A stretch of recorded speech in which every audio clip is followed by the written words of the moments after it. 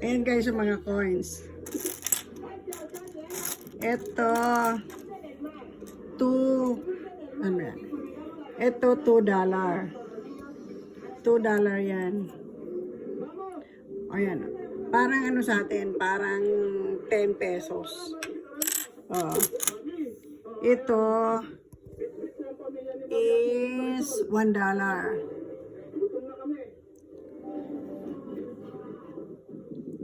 $1 yan, oh.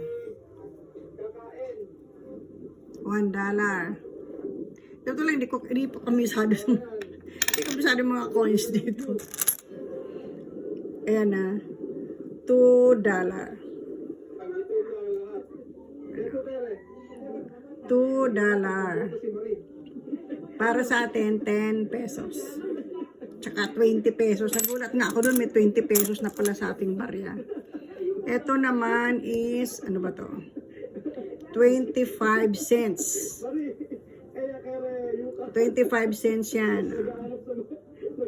25 cents. Itong maliit. Itong maliit, 10 cents. Diba may 10 cents pa rito, ah. 10 cents itong maliit. Ayan, oh. Ayusin ko yan para magastos ko na. Para maibili na. Ito naman, ano to? 1 cent.